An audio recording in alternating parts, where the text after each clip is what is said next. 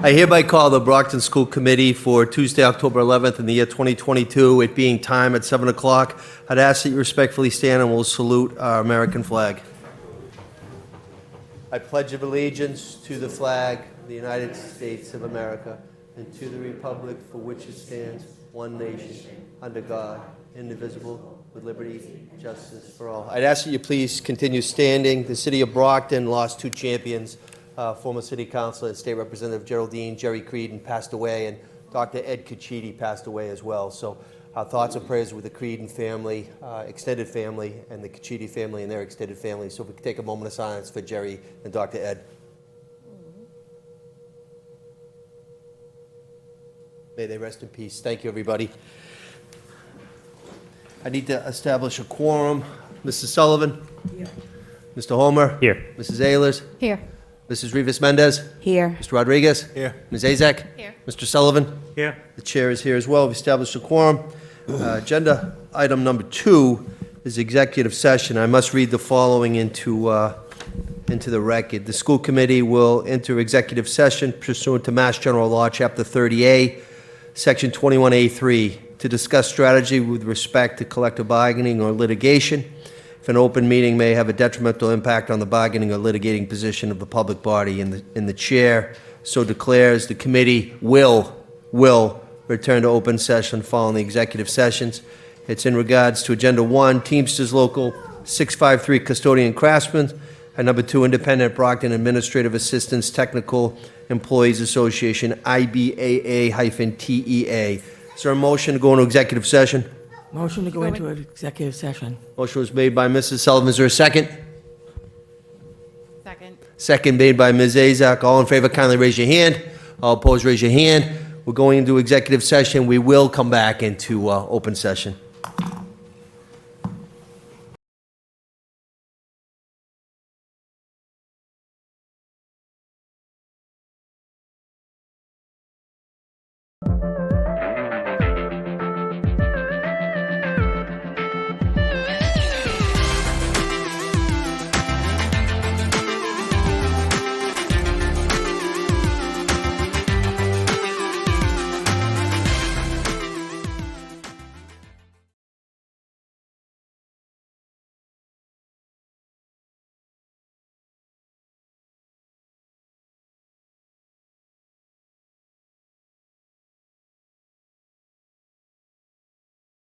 I hereby call the school committee back into open session. I do need to take a roll call vote to get us back into session. Mrs. Sullivan? Here. Mr. Homer? Here. Mrs. Ehlers? Here. Mrs. Rivas-Mendez? Here. Mr. Rodriguez? Here. Ms. Azak? Here. Mr. Sullivan? Here. And the chair is here. We're back in open session. I do also want to welcome Abigail Batacci, our student representative. Thanks for being here tonight. Appreciate that. We will go on to agenda number 3, but before we do that, I neglected to read the following to the minutes. Again, we want to thank BCA and the team that always comes here, but in addition to attending, the public can view this meeting via television on Comcast channel 98 and 1071 HD version, and also online via this link, the following, www.youtube.com/TheBrocktonChannels, and the minutes should reflect that. Agenda 3 is hearing of visitors. Mrs. Campbell, any hearing of visitors? There are none. Duly noted. We will go on to Agenda 4, which is the consent agenda, A, B, C, D, E, F, and G. Are there any matters that any member wants to take out of order, or should we take them collectively? It's the will of the committee. Take them collectively? Before I entertain a motion, I'll read them into the minutes. A is the approval of minutes, September 28th, 2022, Curriculum Subcommittee meeting. B is the approval of minutes, September 20th, 2022, regular school committee meeting. C is the approval of minutes, August 23, 2022, Security, Safety, Transportation Subcommittee meeting. D is the request for authorization to submit proposals and expenditures of funds. FC 209, improving ventilation and air quality in public school buildings grant, which is in the amount of $3,472,681. E is the acceptance of notification of personnel appointments, certified personnel. F is the acceptance of notification of personnel appointments, non-certified. And finally, G is the acceptance of notification, personnel actions, leaves of absences, resignations, and retirements. Is there a motion relative to those matters? Motion to approve items A, B, C, D, E, F, and G. Mr. Sullivan made a motion. Is there a second? Second. Ms. Azak, seconded. All in favor, kindly raise your hand. All opposed, passes unanimously. Again, A, B, C, D, E, F, G. We'll now go on to Agenda 5, which is the report of Superintendent of Schools, Mike Thomas. Thank you, Mr. Mayor. We're going to invite Student Rep Abigail to give us an update on what's going on here at Brockton High School. We'll also have students from our other high schools joining us throughout the year that represent the champion, Edison Academy, Huntington. They'll also join us as well. So Abigail's with us tonight. So welcome. Thank you all for having me. As you said, my name is Abby. I'm a senior. I am from Azure House. I was here in June and I'll continue to be here throughout the year. So I like to start off by re-announcing our announcers for the year. So our announcers for the year are Melody, Jaden, and Jahir. And all of them, including myself, will be working with the office throughout this year. So you'll see our faces pop up again. For start of school activities, I just want to go through some of the things that's been happening in the high school. So to start, we had our freshman orientation and our freshman mentors.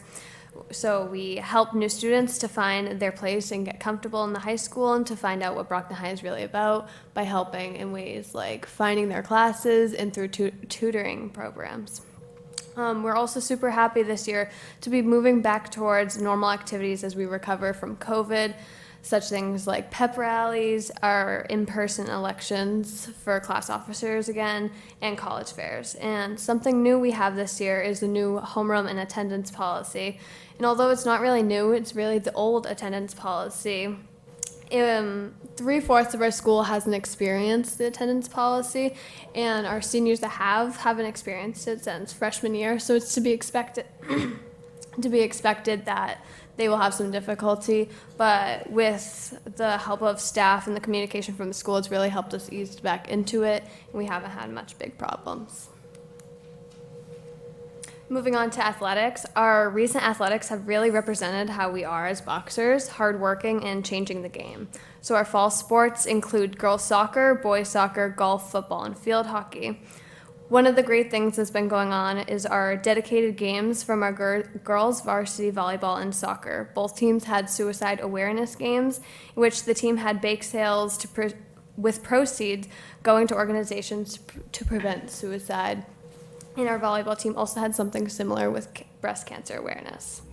And as I'm sure you've all heard, this past football game we had some Brockton history made. Mackenzie Quinn is now the first girl to ever score a touchdown for the Boxers.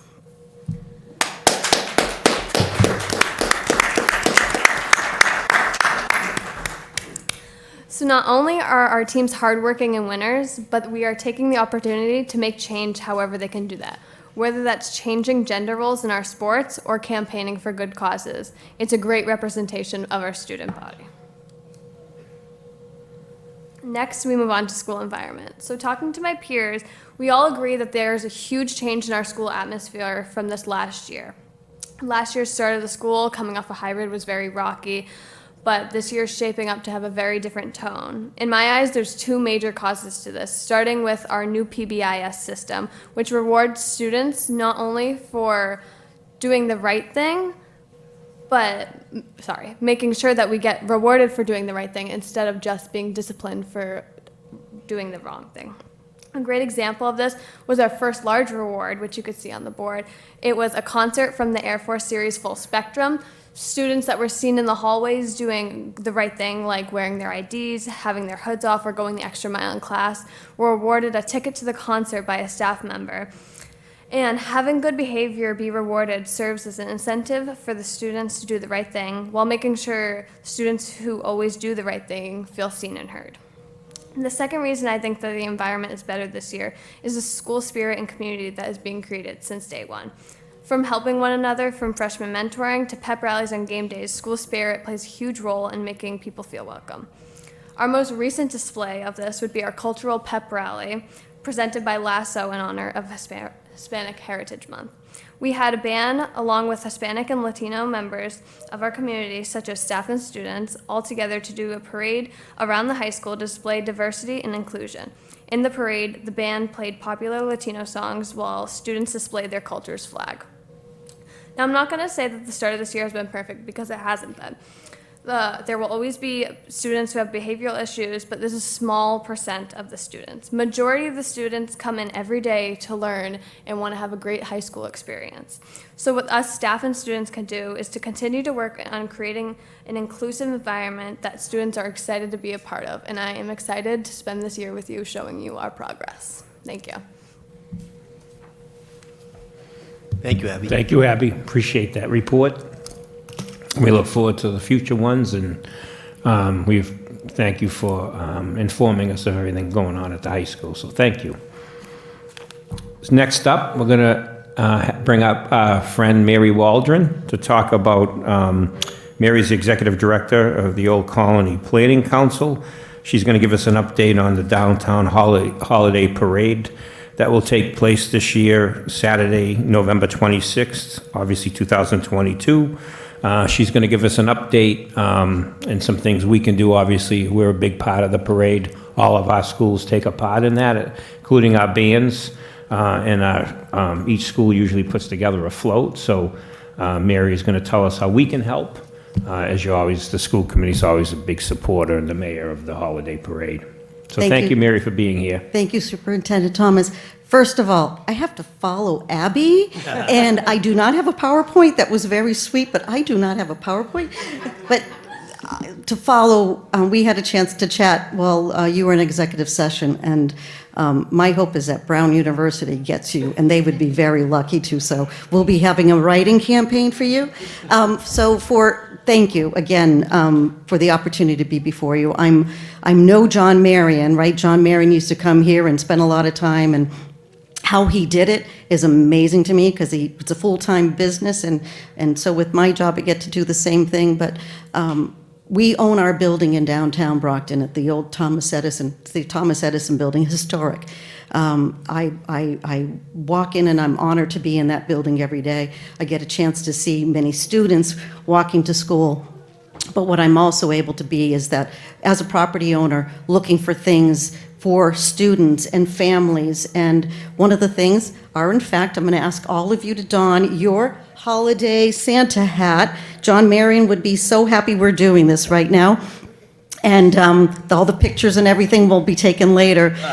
But the reality is this, right?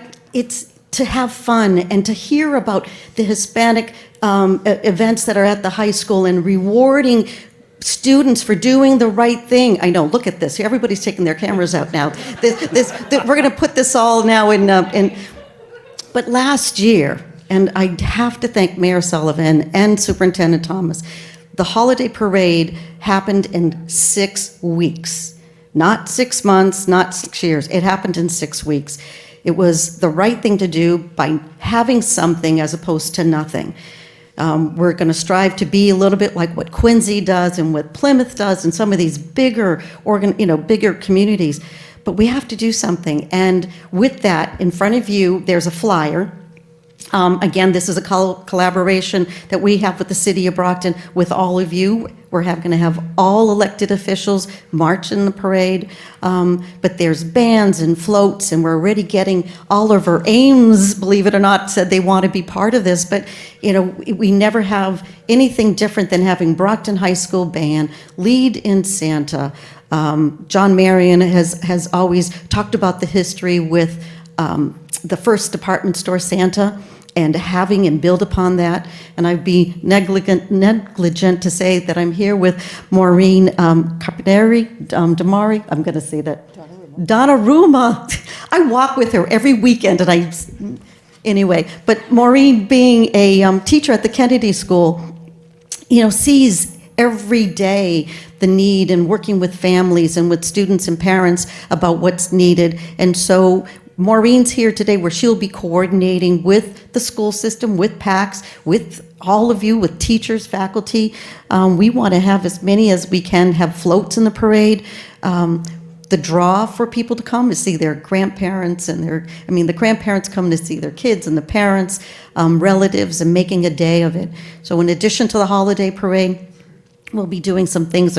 I know we're working right now with the mayor and maybe doing a crafts fair over at City Hall, and to do a marketplace along with Black-owned Brockton, and they're going to be running marketplace to get vendors and have an event. If any of you had the opportunity to go to Tower Hill to see the festival, I was coming in at 2 o'clock, and the slew of families, young kids and strollers and bicycle, I have not seen that kind of activity in a very long time. The city needs it. The families deserve it. So I really want to I'm here before you to help us encourage this. If you have a ward meeting or if you're talking with parents, put it out on social media where really the QR code that's on the flyer brings you right to how to participate, either a volunteer or a vendor or be a participant. So there's lots of activities. So that is why I'm here today, and I'm glad you are all wearing your Santa Claus hat, and I look forward to seeing you. It's Saturday, November 26th. It's the Saturday after the Thanksgiving. So we'll be going to Fenway Park to watch the football game on Wednesday, have turkey, and then come and walk it off on Saturday at the holiday parade. That's how I'm figuring. But thank you all for this opportunity. It really is important, I think, to the city. But Brockton Public Schools plays a big part of how this is such a success every year. And we appreciate all of your participation. So thank you. Thank you, Mary. We appreciate it.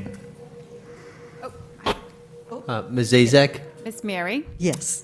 my office will not believe this when I take a photo later, because I had Christmas music going on earlier. So I sensed it. And do you have these that we can share them on social media? Yes, so these are all, on the blue form, again, these are all kind of a little bit pulled together recently, but on the blue form, you will see at the bottom a website, and it's our website, www.dbabrockton.org. I know that the mayor, City Hall, was going to be putting this on the website as well. We have social media. There is a DBA Brockton Facebook page. We have an Instagram account. The social media, we haven't started the Snapchat yet, but we will. Abby, I do know what a Snapchat is, so. And I will email it to all of the counselors. Perfect. Thank you. Thank you. And this is gone, so we can give this to our PTOs and PTAs? Yes, yes. Perfect, because I know a lot of them were excited to do the floats, and a lot of them really what is the theme this year? Just curious. Hang on.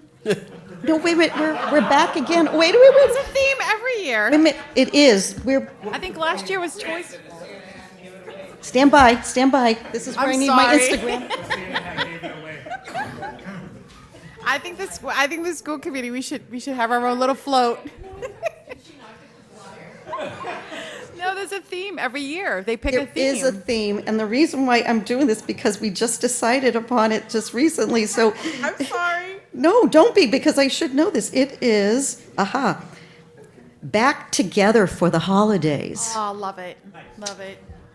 So it's the first time, again, last year was our good attempt, but we're back, and we're back here for the holidays. So thank you, everyone, and thank you for the questions, and keep the hats and share them. So thank you very much. Thank you, Mary. And just to piggyback, Mary, her full-time job is not the DBA, so we want to thank her for what she does.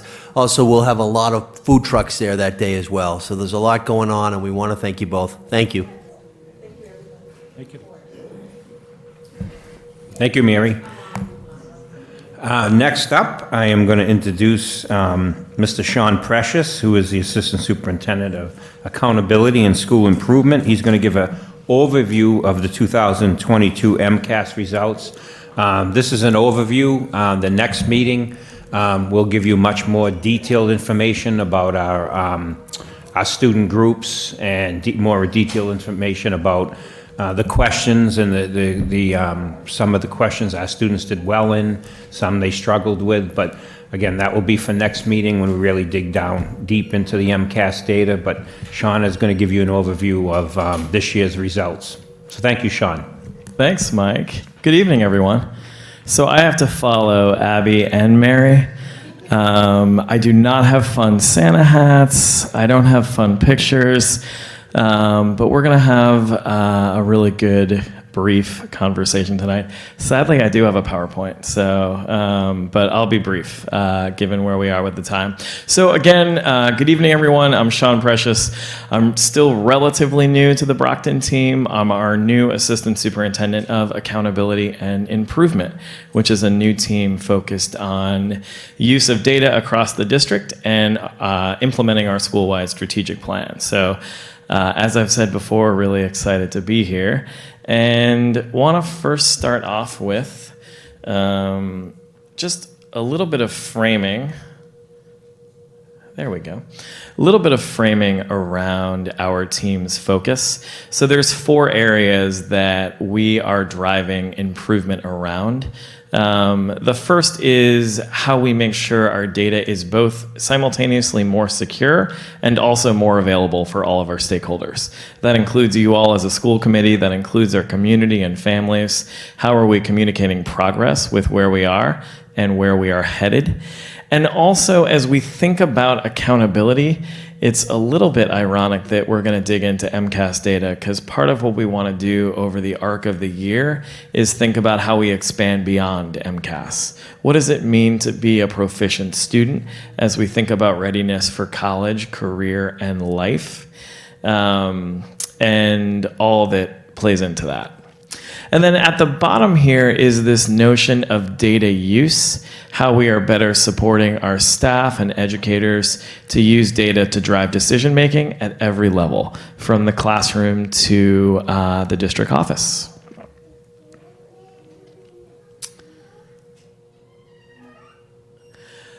These are just some questions that are driving all of our improvement work. So again, before we dive into MCAS, wanted to just frame that at the end of the day, this is about improvement for all of our buildings.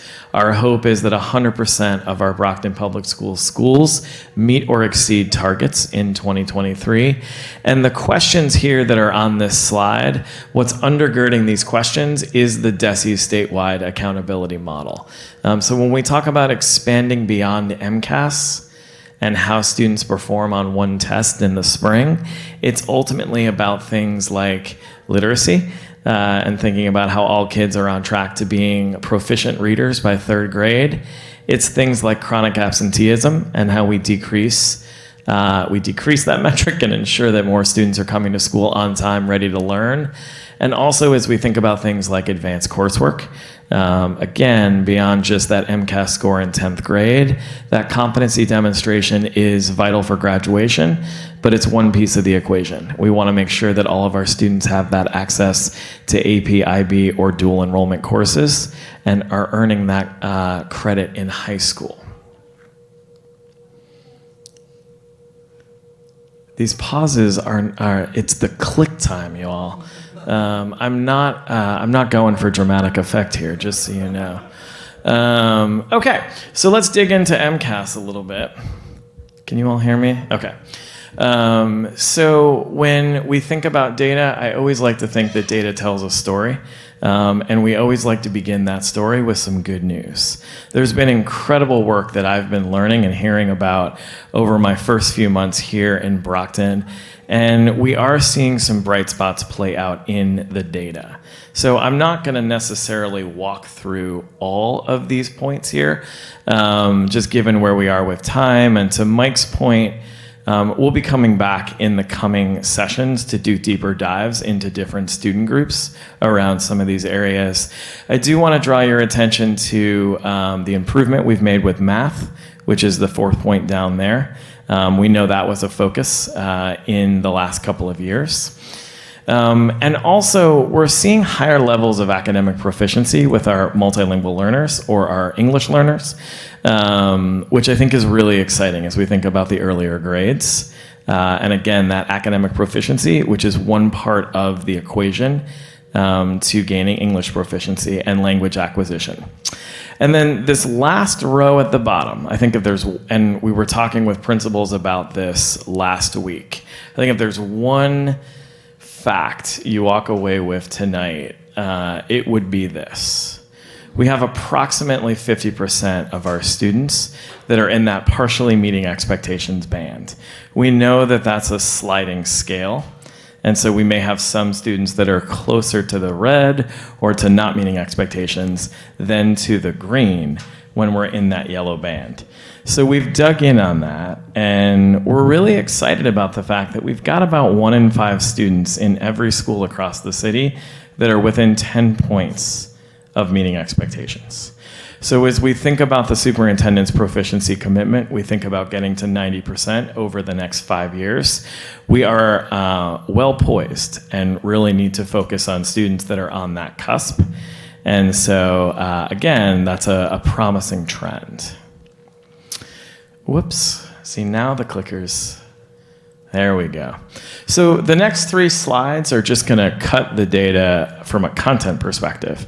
So we're going to start off here with math, then we'll go into science, and then we will end with ELA. And so this table here walks us through grades 3 through 8 and grade 10. How is Brockton showing up compared to 2 different data sets? The first is the state. And then the second, right underneath the state, the USN, is the Urban Superintendents Network, which is a subset of districts across the state that are more comparable to Brockton in terms of size and demographic.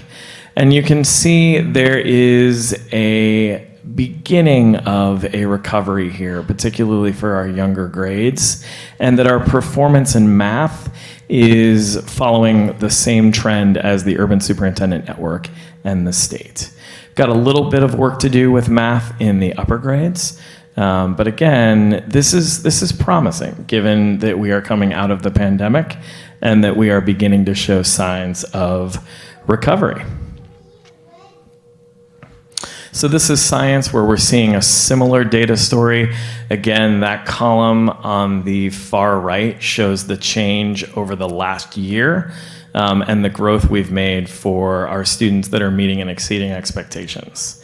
And so you can see in science in both grades 5 and 8, our improvement trajectory follows a similar trend line to the state, and we are beginning that recovery. So again, this is math.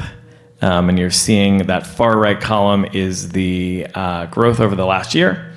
And then this is science, similar growth trajectory. And then, whoops, not loving this clicker. And so with ELA, again, a couple of things to highlight here.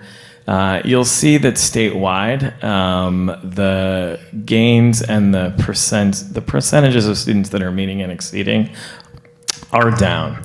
We've seen this play out over the last few years. We know that our earliest students deeply struggled during the pandemic, and the remote learning was a real challenge for them. And so we're seeing how some of that played out with literacy and how they performed on MCAS. I think I wouldn't necessarily call this a bright spot, but where you do have the state and the Urban Superintendents Network declining, we did not. We actually just plateaued, and so we've got an opportunity there to accelerate progress. And you can see also in grade 10 a little bit of growth there. So in this case, while literacy across the state is not where we'd like to be, we're actually in a slightly better spot here in Brockton.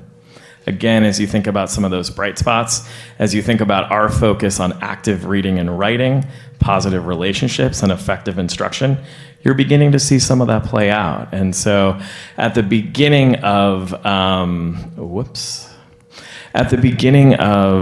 5-year plan and this journey that we're on to get to 90%, again, I think we're well poised for that improvement trajectory. So here's our accountability percentiles. I'm not going to go through all of these, but I'm pleased to report that across the pandemic, our district made a 4-point gain over the last 3 years. And so we are moving and trending in the right direction. We have a lot more work to do. And the vast majority of our schools over the last year have made gains in the accountability percentile. When DESE came into all of these schools last spring, there was one trend across all of the schools that made gains. And this is really important and this is helpful, right? Because these site visits that DESE does are 2 days in length. They look at a lot of different data points and they write very lengthy reports for every school. And so to be able to pull out one clear trend across the board is really going to help us focus as a district and as a set of schools on where we need to grow and accelerate. And it's really this key takeaway here in blue that it comes down to strategic and effective monitoring of targets and goals and making sure that we're evaluating, is what we set out to do actually having impact in the classroom, and is it working? And so as we constantly work to answer those questions and monitor the progress we're making, I know that we will continue the improvement trajectory that we've been on. So just to play off that a little bit and talk a little bit about our path forward. You've heard lots of presentations over the last few months. I've been sitting right over there by Deputy Superintendent Cobbs over the last few Tuesdays. And so we've heard lots of presentations connected to these points.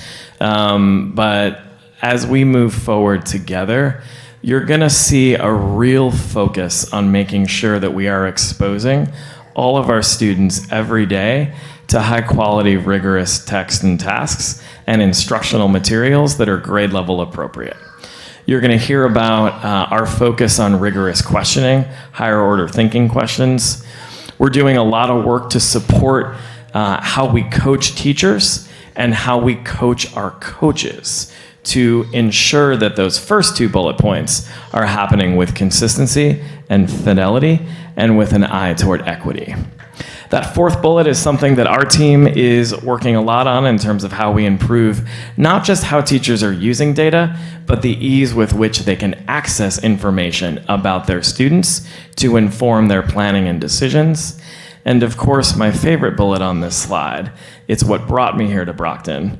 It's our continued focus on positive relationships, both adult to adult and student to adult.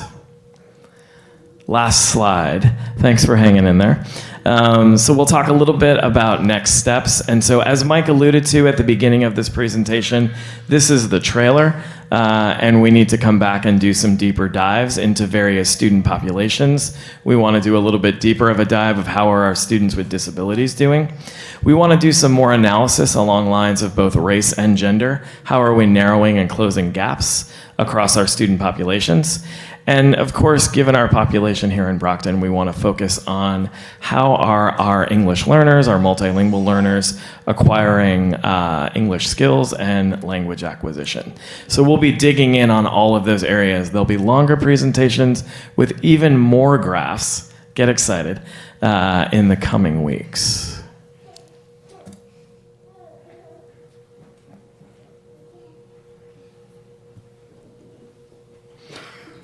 Mike, do you want me to take questions or do you want me to leave people in suspense? Okay. Oh, goodness. Okay, here we go. Yes. Okay, first of all, I wanted to say thank you to you, and I wanted to say thank you to Superintendent Thomas, because the last time we did this presentation, one of the things we agreed on is that we needed to be better with the data. We had to get into the weeds with the data.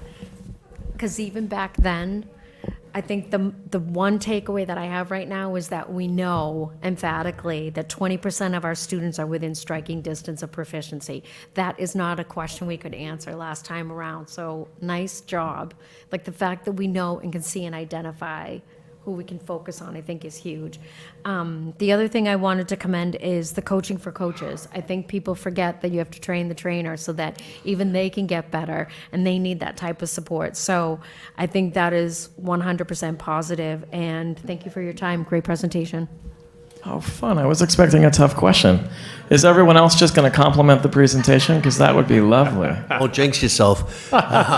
Any other questions this time? This is Rivas Mendez. All right. I'm not great at giving compliments, I'll be honest with you. So I'm going to ask you the tough questions. In regards to the question you asked, accountability, right? That the goal is to expand via MCAS. How have we answered this question? What does it mean to be a proficient student for college life and et cetera? What has been some brainstorming on that? Oh, that's such a great question. So the beginnings. So first of all, I think that's a. Oh my goodness! Now my clicker is just. Yeah, we need to. All right, I gotta slow down. Take this. There we go. So I think the beginnings of that question, I think it's a really powerful question, right? It's complex. We could spend all night talking about what does it mean to be in 2022 proficient as we think about readiness for college, career, and life, knowing all of the academic and non-academic skills that it's going to take to excel in the 21st century. So I just really appreciate that question. I don't see it as tough. I see it as the absolute right conversation that we need to be having. I think part of it on this slide stems from DESE's accountability model. So in current state, what DESE calls accountability light for the 22-23 school year has about 60% of their accountability model focused on MCAS achievement, academic achievement. Are students both growing over time and also meeting proficiency targets on the MCAS assessment? That other 40%, though, does stem from some of these questions. So you have things like attendance. You have things like this fifth question here at the bottom with advanced coursework. So what's actually part of the accountability model, what's playing out in how schools are rated and evaluated currently, is going to help us expand beyond MCAS because, you know, I'm looking at Cindy over there. Hi, Cindy.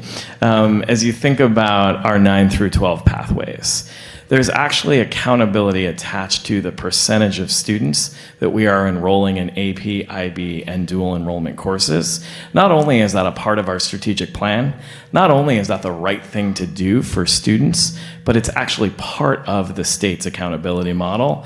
So the more students that we can enroll in those opportunities and that can be successful in those courses, it's going to help us improve as a district as well. And when I think about high school students that I've worked with, for me, it's much more about the number of college credits that we are allowing them to earn while they are high school students than how they are doing on MCAS in 10th grade. I think it's a both and, but I think it's both. Okay. Does that help? Yeah, that does. And then SWD is students with disabilities. What does MLL mean for the public? So that's just a term that I'm hearing in a lot of different circles. We tend to say English learners here in Brockton, but this is multilingual learners, which is just decentering English as the primary language and honoring all of the languages that our students bring as assets. But it's essentially the same thing as our L population. Okay. And then I think can we go back to the next steps, that slide? Sure. That's my second favorite slide. This one? Yes. So I love the fact that we brought into point coaching for coaches, for sure. But the coach for teachers, according to a lot of evidence I've seen throughout the district, one huge part that teachers are struggling with currently is the high questioning or like letting go, which as a teacher, I know this could be very difficult, right? Is letting go of the power dynamic of letting students be the engager and the students be the teachers versus you doing all the teaching. What are the steps that are happening with that coaching process to support teachers, especially new teachers, right? Because we have so many new teachers, so many career changers. What are the steps that we're doing to do that? Yeah, it's a great question. Definitely a team effort. So I'll take a stab at that, and then I know there's others in the room that may want to shout out some answers at me. I see Karen coming for me here. So I'll start this, and then Karen's going to bail me out. So I've been in over 30 classrooms across 5 different schools over the past week, and I'm definitely seeing that struggle that you're alluding to. I know that we do have a focus on supporting our coaches this year with professional development that's going to allow them to first, as coaches, understand what's that vision of excellence for what they want those instructional blocks to look like for teachers. And then they can spend that time working with teachers on, for example, how do you effectively implement the math curriculum? Or how do you effectively implement the literacy curriculum or the science curriculum. And what's great about this focus on high quality instructional materials is a lot of those higher order thinking questions are embedded within the curriculum. And so the better we can help teachers plan for what effective instruction needs to look like, the more prepared they'll be to respond to those student needs in the classroom. And are you all behind me? Oh, fun. Help me out here. That was fantastic. I'll just add that one of the most well-documented, well-supported characteristics of effective teachers is their sense of efficacy, their belief that they can be successful in a future lesson or teaching experience. And one of the strongest source of that efficacy information is their own successful experiences. And the second most powerful is what we call vicarious experiences. So seeing someone else be successful. And the coaching relationship sets up both of those experiences really well.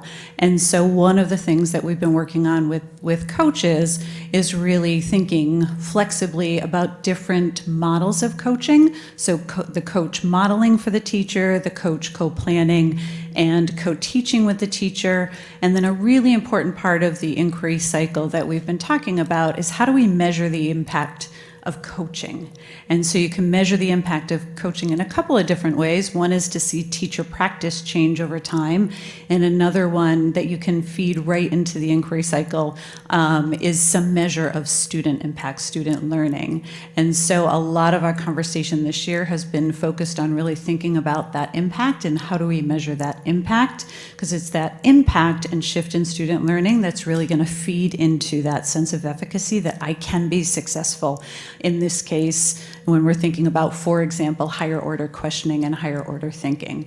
And so we have a model of supporting our coaches where they spend some time in their content area, so the literacy coaches together and the STEM coaches together and the English language acquisition coaches together, and then some of their time together as a full group of coaches, really thinking about coaching and the coaching model, and especially the really uplifting that impact and looking at the impact we're having as coaches on teaching.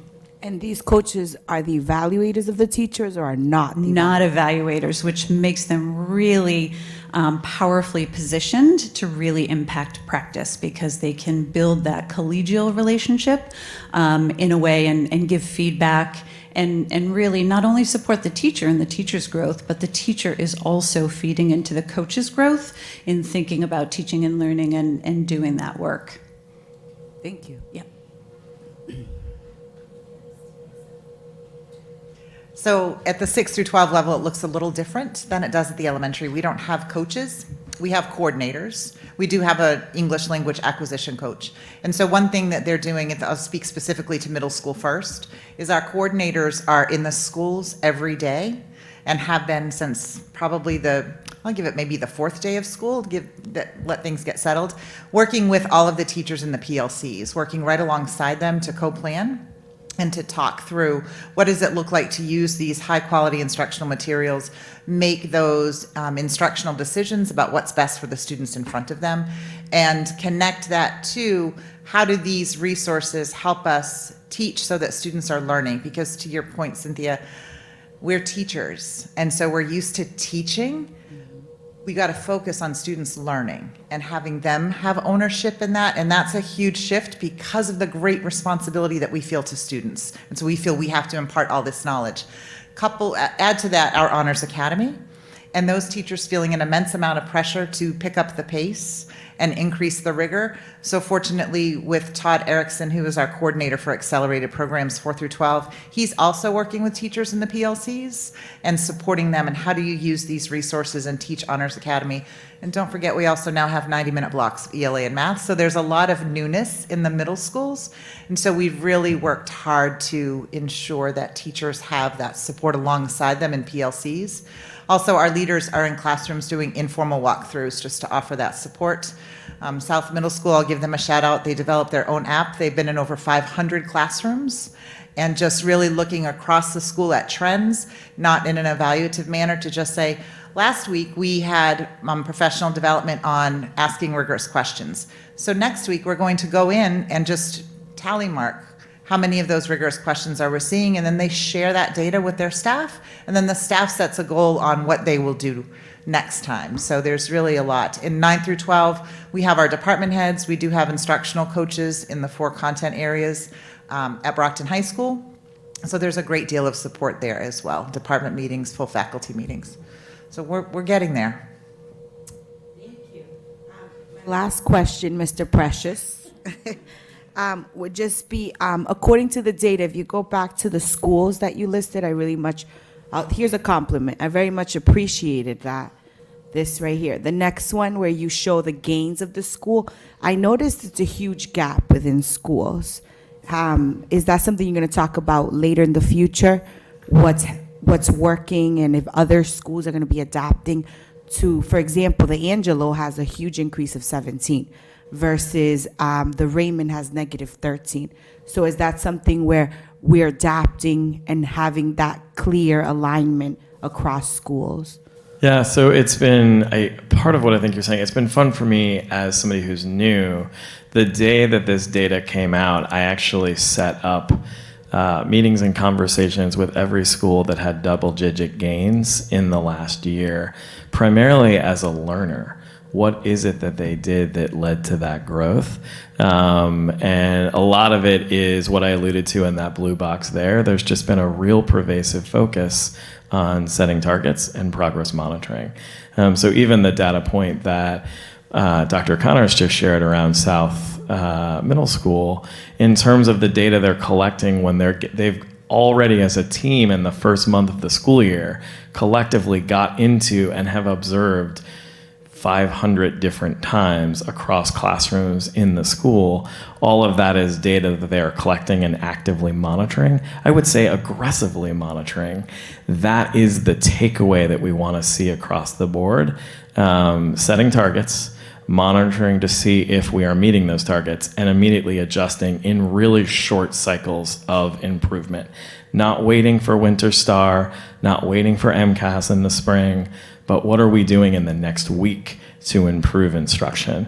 And so I love the question, and we do want to come back actually with a little bit more quantitative analysis behind what we're seeing in some of these gains. We just need some time to actually do that studying, but it's certainly something that we want to do because there's a lot of bright spots here.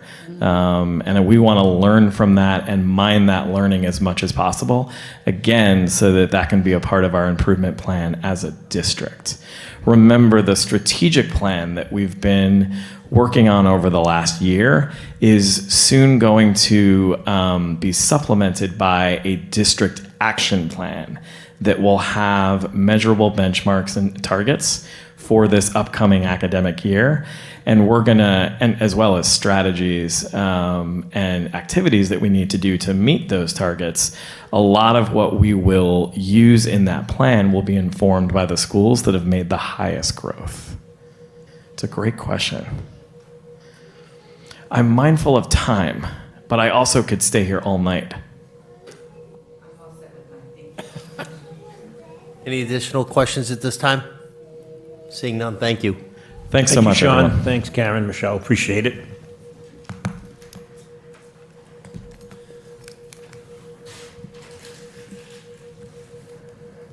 The last section relative to report of superintendent is items to refer to subcommittee. Are there any matters before us tonight? Yeah, we have to refer to subcommittee to facilities. The school committee has to take into consideration voting the buildings of the Shaw School and the Keith School, giving those back to the city. So that's something that has to go through the facilities subcommittee. So that's something we need to refer.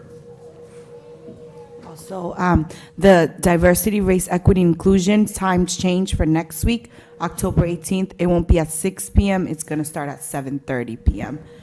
Due to some scheduling. Okay, thank you. Duly noted.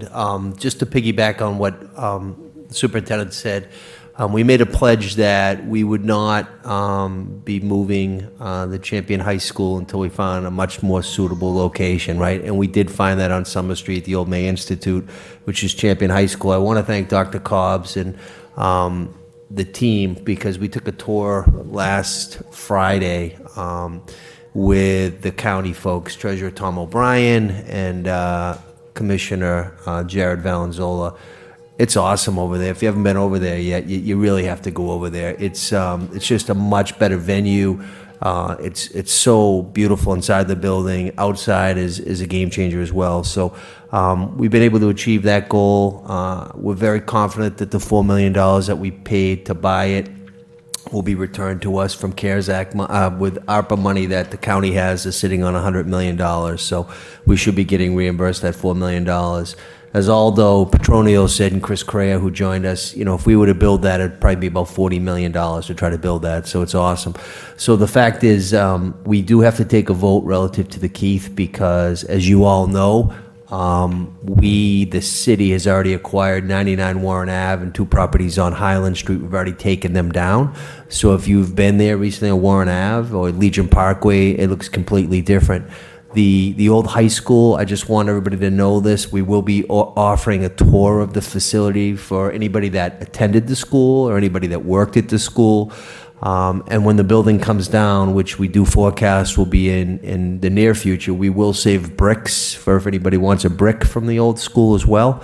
And so I just wanted to let you know that time is of the essence to take that vote because we do already have a plan and there's a cost containment measure relative to taking it down in the near future. So I was reminded, we may have already taken that vote as a body, so we'll look that up. Yeah, That okay. we might have done that back in maybe the spring. So if we did, we'll just, I think we did. I yeah, kind of remember that. I thought we did. Days not. kind of blend, right? I know. Right. I know, but Melinda will research it. Well, it was good that I just talked about that, though. Right. Everybody knows what Exactly. we're doing now, so. Any other matters relative to subcommittee referrals? Seeing none, we'll move on. We now have agenda item 6, which is Mr. Rodriguez, unfinished business, Keith Field property. Good evening, everyone. Back in May 18th meeting with the school committee, Jared, Homer, and Kathy weren't part of the committee at that time. The school committee voted to vote a parcel of the Keith Field that's adjacent to the Arnold School as surplus property. There was a little bit of vetting that went on with the usage of the field could be at that time. I'm not sure if any of the members have been paying close attention to, on the council side, some issues regarding the RFP, regarding the purchase and sale and who's bidding for the parcel of land. My opinion, it's concerning to me that the committee at the time, I don't think we had a real deep conversation in the history, in the tenure of this parcel of land that was given to this board by the Keith family and the deep history that it holds. I know our attorney, Peter Mello, is also in the attendance if he wants to jump in and can actually clarify the process that it went through and where we are today. The actual parcel of land is basically back up in the air because the city council actually voted to amend the RFP. Councilor Fowle actually went to the Inspector General because there were some concerns, and I share the same concerns as the Councilor Fowle does and a few other members regarding language change, which actually put the city on the hook for $10 million, which I don't agree with. And I want to make a formal, if we want to have a discussion about this, but I want to make a request that this board actually take a vote tonight to request that this parcel of land be returned back to the school committee in its entirety, as we voted that piece of land as surplus property. If we go back and look at some of the memos that was given to this board, that land was to remain into an athletic complex for the city and for the youth.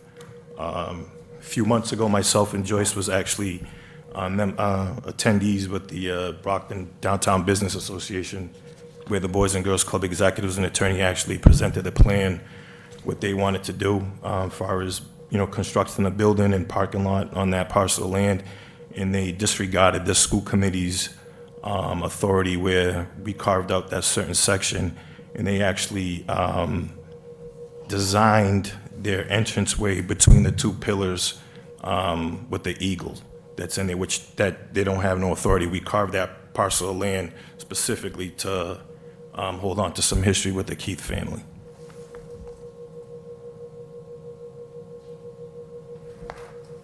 Peter, if you want to, I don't know if you want to jump in if you have.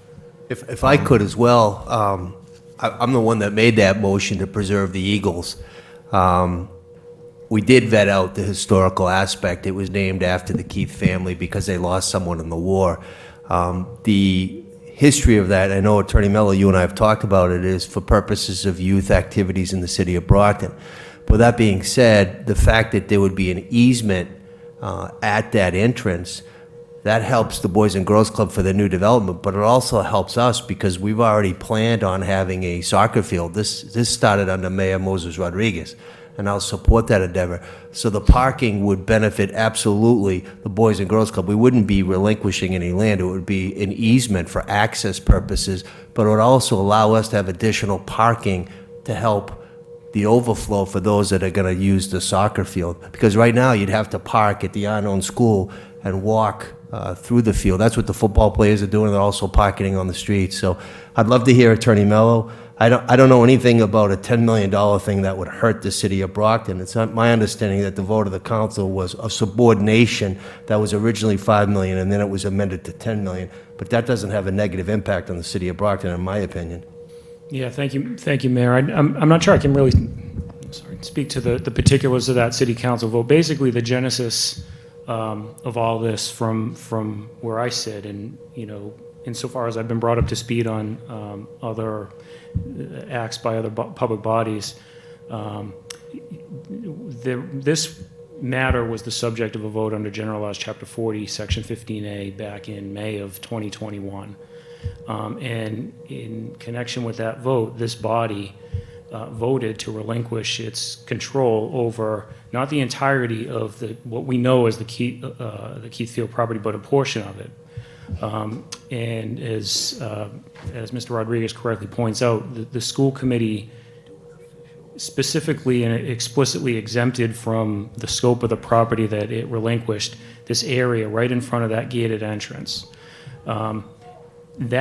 Once the school committee had taken that vote, the city council, in accordance with the process and the procedures set forth under that statute, as I understand it, voted to basically accept the school committee's, for lack of a better term, relinquishment of that piece of the property.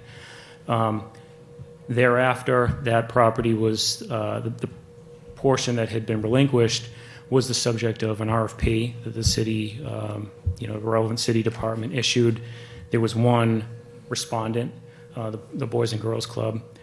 And this is where our involvement was more peripheral. I don't know all the particulars of what happened with respect to the city council's vote, but as I understand it, recently the city council voted essentially to cancel the original RFP process and reissue a new RFP with different terms. In particular, one term relating to the subordination of mortgage, language that I can't really address because I don't know all the particulars of that.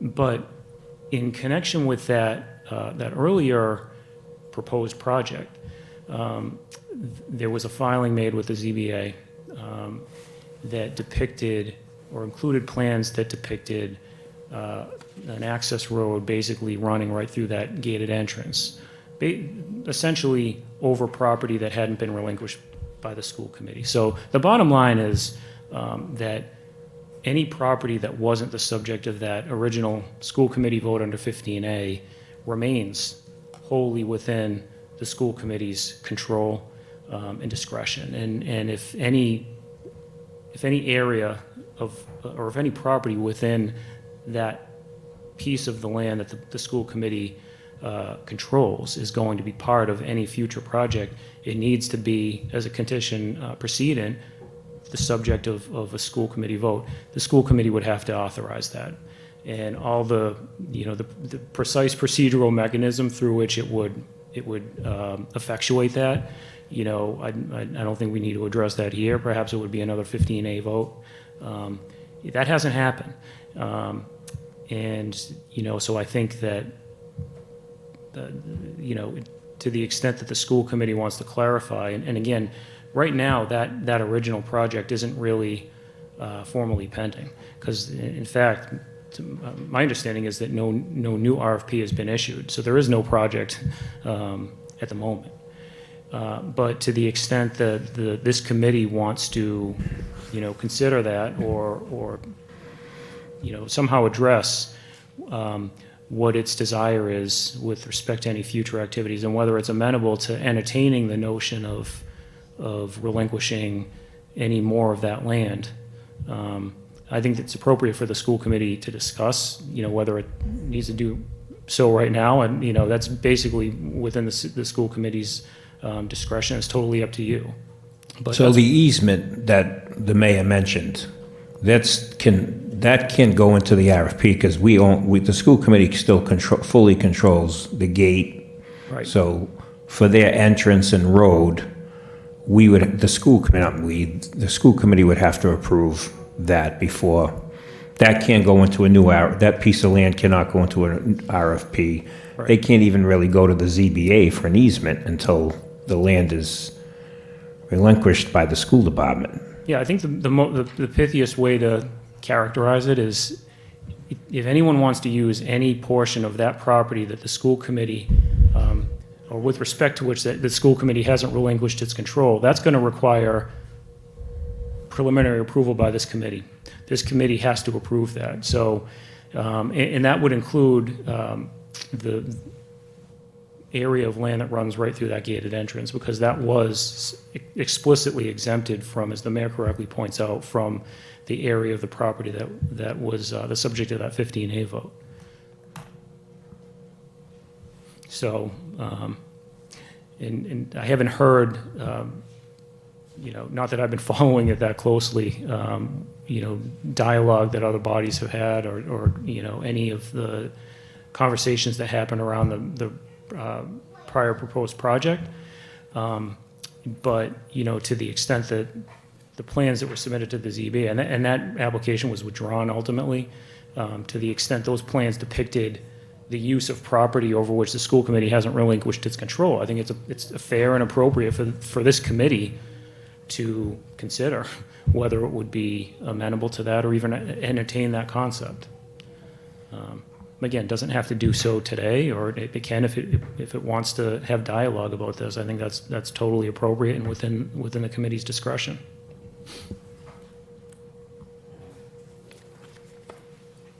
I don't know if anybody has any thoughts on this, but when it comes to facilities, I have a chip on my shoulder about this, and I've been following this very closely. There's a lot of red flags that's been drawn with this piece of property. And I think we, as a board at the time, did a disservice to the Keith family, where there's so much history, and this is the largest parcel of land that sits downtown. And I don't think a little bit over an acre is worth $133,000. I think it's a little bit more than that. So I respectively, put a motion to this board that we take a vote tonight to request that the city council return that parcel of land back to its entirety to the school committee. I mean, I'd like to speak about this because I have been involved in this since I became mayor. and I humbly, respectfully disagree with Mr. Rodriguez. I respect him, but I disagree, and I'll tell you why. That whole area of the city of Brockton is being revitalized. There's a $100 million property being done across the street. I'm spending $8 million of ARPA money on the War Memorial.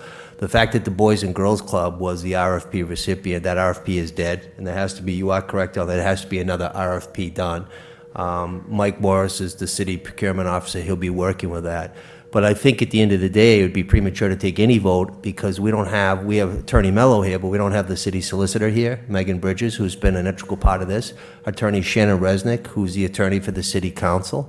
So if there's questions that need to be asked and answered, those are the people that need to be here because they've been involved. Mike Morris, procurement officer, could be invited as well.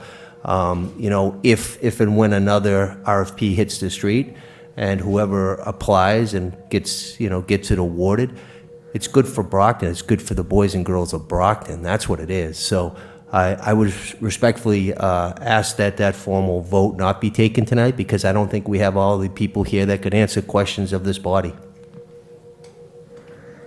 Well, I disagree with that, and the Inspector General for the state actually chimed in on it. Once the city council... I'm pretty aware of everything, Mr. Rodriguez. No, Thank you. Once the Inspector General chimed in and said, once the city council amended any language, it's null and void, meaning that the Boys and Girls Club has no say in it. The RFP is dead. That's correct. So that's why I'm requesting that that parcel of land be returned back to the school committee, and then we can revisit this down the road. And that motion stands. If anybody wants to second it, we could take this to a vote. I agree with the mayor. I think that we really don't know enough about this to take a vote tonight.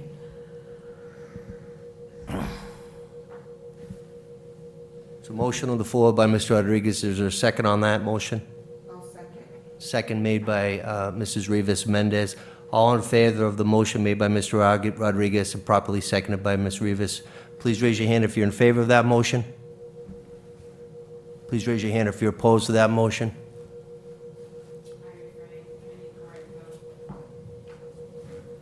We'll do it again, just so we have a, you know what, I'll do a roll call. And we request a joint session with the city council to vet this out. I don't have the authority to do that. I don't work for the city council. So we'd have to ask that through legislative council. That's what, Do we take a vote for that? I don't know, Peter, that's you. Does the committee have to take a formal vote on whether To request a joint session? Meeting? I'm not sure it's formally necessary, but at the same time, I don't, I think the committee could take that vote. And, a public body acts collectively generally, but that's not to say that, chairs of two respective public bodies couldn't coordinate to set up a joint meeting. I think that would be appropriate. But yeah, if this committee shares that sentiment and wants to meet with the city council jointly, then I think you could vote to basically make that request, and even if ceremonial. Just to be clear, the motion was to request the city council to give it back to us. Oh, so are you talking about The first one, The the first first motion, vote that we still have, I think it's still hanging out there. it's still hanging out there. We Yeah, have to make. so it's a request for them to give it back to us. to And give? at the end of the day, legally, where would that go if it was approved? Well, so the city council, I think as I sit here, could basically take a vote to return to the school committee's control the property that the school committee relinquished through its earlier Section 15A vote. I think that would, as a technical matter, I think I need to confirm it, but I think that would also require the school committee's formal subsequent vote following the city council's vote.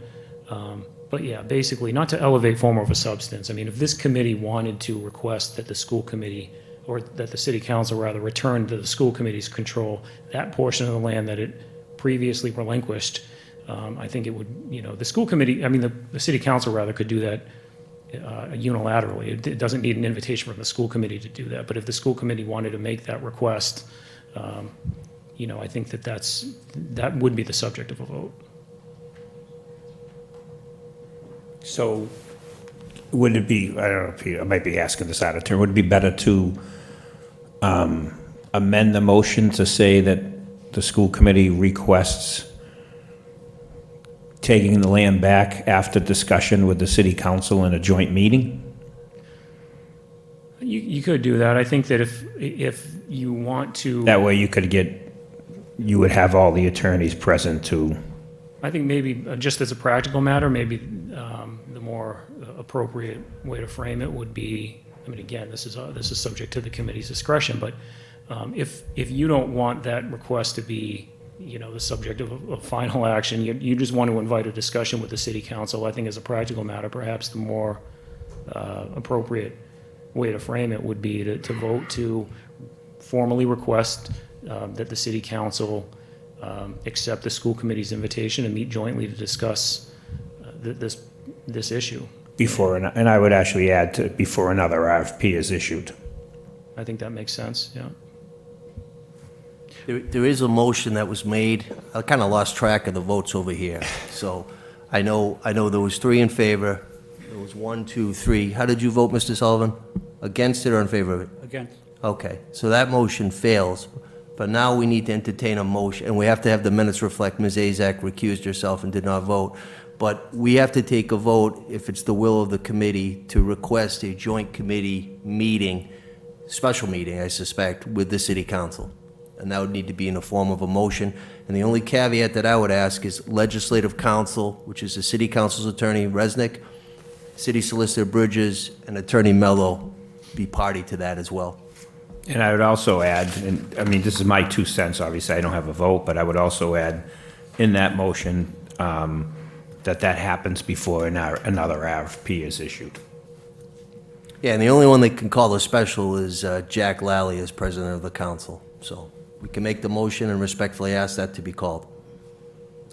I'll make the motion as stated by the mayor and include that that no new RFP be made during that time until we meet with the city council and the attorneys be present. Motion's been made by Mrs. Rivas Mendez with the conditions attached. Excuse me? Wait, I didn't take a second yet. Hold on. Robert's rules. Motion was made by Mrs. Rivas Mendez with the conditions attached. Is there a second on that motion? Second. Mr. Sullivan made a second. All in favor of the motion to have a joint meeting with the attorneys present, no RFP to be issued prior to that time? Passes unanimously, and we will respectfully need a letter from this committee to the president of the city council requesting such, so we can have that done, Attorney Mello, tomorrow. Sure. Yeah, we have to. Yeah. Process. Yeah. Oh, would you like my office to prepare that? I'm happy to if you'd like. Sure. Okay, sure. The clock doesn't tick, does it, on that? So that would be, so Melinda will put that on school committee letterhead. Yes. And then it would be, we'd basically just, so basically we wouldn't Get a need draft every- over to you, we'll draft it ourselves, we'll Yep. get it to you for final approval, and we'll get Yeah, it out. We can discuss all the particulars. of Okay, that. That's fine. thank you, Peter. Mr. Rodriguez, any other matters on this? Any I'd say other, we'll have any that other joint questions? session, so I mean, it's concerning to me because I don't want to see the same scenario that happened with Campanelli Stadium when the school department gave all that parcel of land and the kids were left out and the city ended up biting turf in Marciano Stadium. So that's the same picture that's being painted here. Any other questions on that matter? Seeing none, we'll move on. Now we have new business, which is section 7. I have to put my glasses on so I can read it into the record, which is ratification of the MOA, Brockton School Committee and Teamsters Local 653, representing the Brockton School Custodian and Craftsman. We'll have to take 2 separate votes on this because it's 2 separate contracts. Is there a motion relative to that? I make a motion to accept the Brockton School Committee and Teamsters Local 653, representing the Brockton School Custodians and Craftsmen. Can I just add, it needs to stay from July 1st, 2022 to June 30th, 2025, Mrs. Sullivan. If you can just add that to your motion. So moved. So, motion was made by Mrs. Sullivan. Is there a second on the motion? Second. Second made by Mr. Sullivan. Because it is a contract, we'll just do a roll call vote. It'll be much easier. Is the motion made properly second? We'll do a roll call. Mrs. Sullivan? Yes. Mr. Homer? Yes. Mrs. Ayers? Yes. Mrs. Rivas Mendez? Yes. Mr. Rodriguez? Yes. Ms. Azak? Yes. Mr. Sullivan? Yes. And the chair votes yes, it's unanimous. It hereby is ratified and passes. You will have to sign the contract that Melinda has tonight before you depart. The other matter before us is ratification of the MOA, Brockton School Committee and Independent Brockton Administrative Assistants Technical Employees Association, IBAA hyphen TEA. So the matters before us, is there a motion? Committee and Independent Brockton Administrative Assistant, Technical Employee Association, IBAATEA. Contract will start July 1st, 2022, and goes all the way to August 2025? June 30th, 2025. 2025. That's the form of a motion by Mrs. Rivas Mendez. Is there a second on the motion? Second. I don't know who did the second. I'll say Ms. Azak seconded. We will do, because it's a contract, we will do a roll call vote. Mrs. Sullivan? Yes. Mr. Homer? Yes. Mrs. Ayers? Yes. Mrs. Rivas Mendez? Yes. Mr. Rodriguez? Yes. Ms. Azak? Yes. Mr. Sullivan? Yes. Chair says yes, it passes unanimously. Same thing, we need to sign the contracts before you depart tonight. Some say this is the best part of an agenda. The last section tonight, 8, is the adjournment. Is there a motion to adjourn at this time? Motion to adjourn. Second. All right. Motion was made by Ms. Azak, probably second by Mr. Homer. All in favor, raise your hand, please. All opposed, it passes unanimously. Thank you, have a good night, drive careful.